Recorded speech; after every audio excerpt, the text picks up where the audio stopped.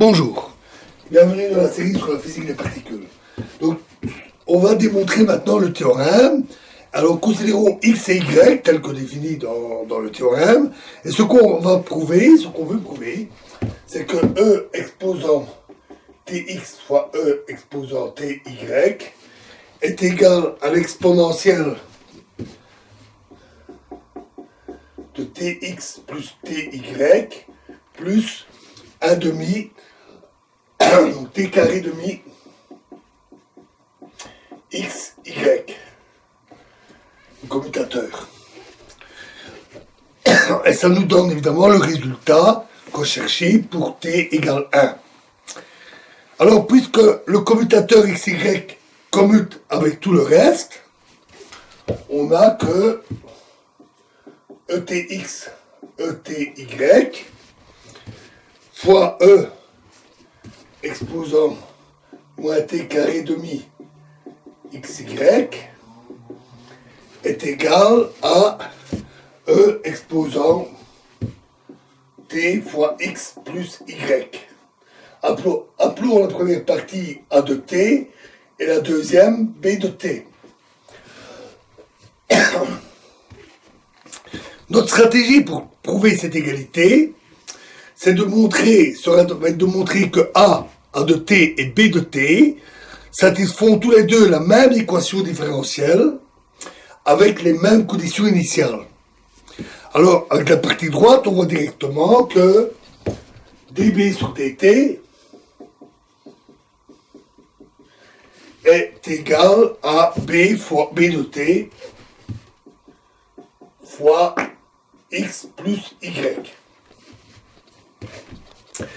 D'autre part, en dérivant A de t et en utilisant la règle du produit, on trouve que dA sur dt est égal à E exposant tx fois x fois E exposant ty fois E moins t carré demi xy plus ETX ETY fois y fois E exposant moins t carré demi xy fois plus E exposant tx, E exposant ty, E exposant moins t carré demi xy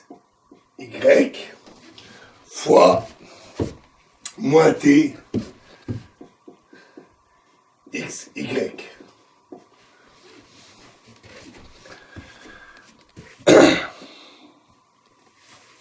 Comme x et y commutent avec le commutateur xy, ça veut dire qu'ils commutent aussi avec E exposant moins t carré xy.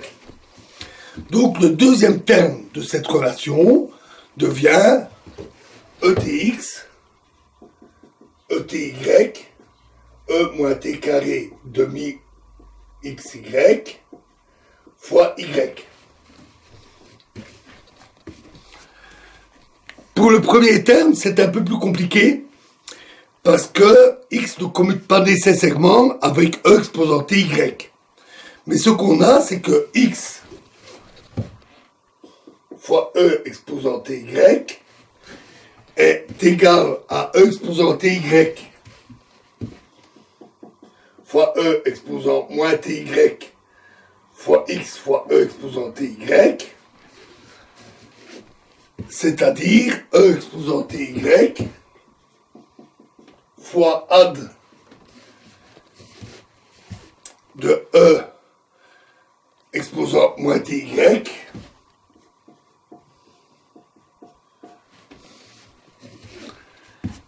de x, bon, ad E exposant moins ty de x, qui est égal à E exposant x exposant ty fois E exposant moins t ad, le petit ad ici, y de x.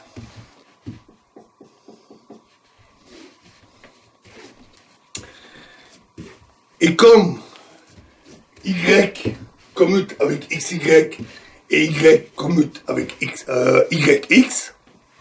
alors E exposant moins t a dy de x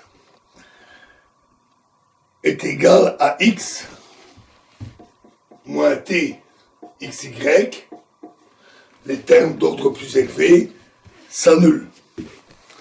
C'est-à-dire x plus yx. Pardon, c'était moins yx, et c'est donc moins xy, plus xy. Comme tout commute avec e exposant moins t carré xy, on a finalement que le terme ici est égal à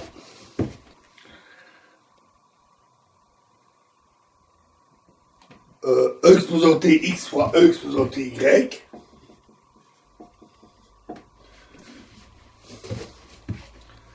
fois e exposant moins t carré xy, moins t carré demi xy,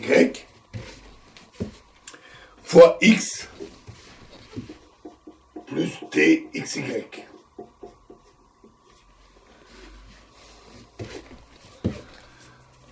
On met finalement tous les termes ensemble, le terme ici, pour obtenir le terme, le premier terme, le deuxième terme qu'on avait écrit, le troisième laissé tel quel. On rassemble tous les termes et cela donne E exposant, donc dA sur dt, est égal à E exposant tx fois E exposant ty fois E exposant moins t carré demi xy fois x plus y. Et ça, ce n'est rien d'autre que a de t, donc c'est a de t fois x plus y. Et donc, a obéit à la même équation différentielle que b. De plus, a de 0 égale b de 0 égale l'identité, donc on a la même condition initiale pour l'équation, et comme le résultat d'une équation différentielle du premier ordre avec une condition initiale déterminée est unique, alors a de t égale b de t pour tout t, c'est QFD. Théorème suivant. Soit H, grand H, le groupe de Heisenberg, avec son algèbre H. Et soit un groupe de Lie G, avec son algèbre G, et phi tilde de H vers G, un homomorphisme d'algèbre de Lie.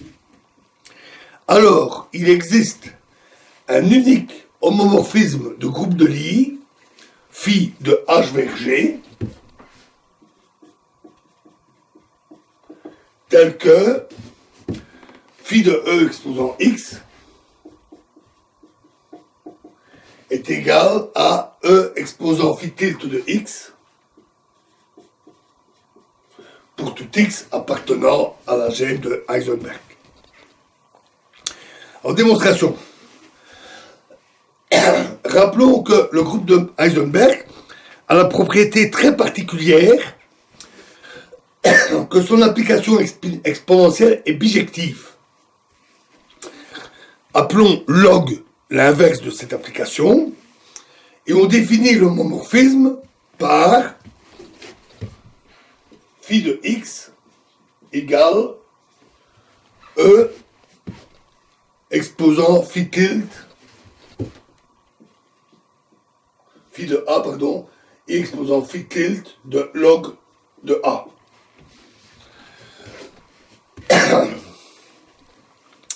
On va voir que phi est alors un homomorphisme de groupe de Lie. Si x et y sont dans l'algèbre de Heisenberg, on a vu que c'est alors des matrices triangulaires strictement supérieures. Et donc le commutateur de xy est de la forme 0, 0, A 0, 0, 0, 0, 0, 0. Une telle matrice commute avec x et y. Donc le commutateur commute avec x et y. Puisque phi tilde est un homomorphisme d'algèbre de Lie, phi tilde de x et phi tilde de y commutent aussi avec leur commutateur. C'est-à-dire que phi tilde de x virgule phi tilde du commutateur phi tilde x phi tilde y est égal à phi tilde de x commutateur xy égale 0. Et de même pour phi tilde de y ici, ça donne aussi 0. On veut montrer que phi est un homomorphisme. C'est-à-dire que phi de AB est égal à phi de A fois phi de B. A peut être écrit comme E exposant X pour un certain élément X de l'algèbre unique, puisque c'est bijectif. Et de même, B exposant EY pour un certain Y de l'algèbre. Donc, en vertu du théorème qu'on vient de démontrer, phi AB est égal à phi de E exposant X,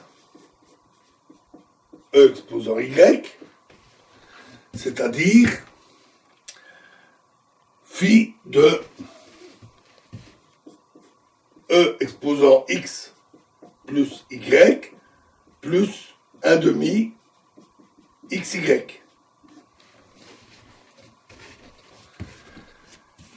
En utilisant la définition de phi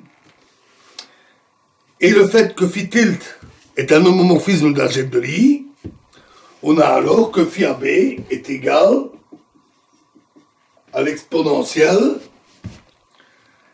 de phi tilde de x plus phi tilde de y plus 1 demi commutateur phi tilde x phi tilde y.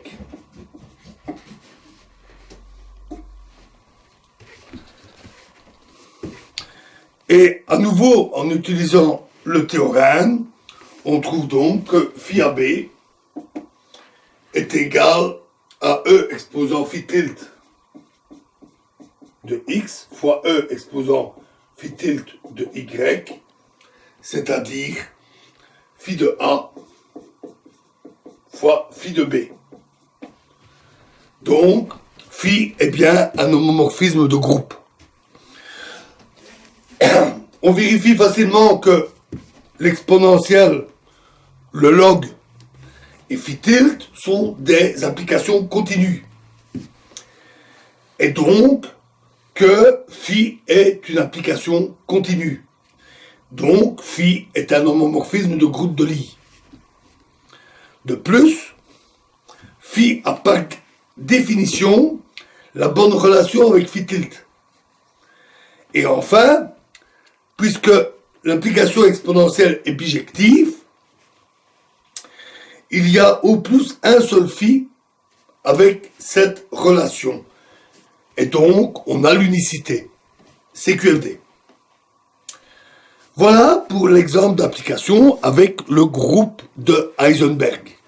Alors, dans la prochaine vidéo, nous commencerons à voir la formule BCH générale. Je vous remercie.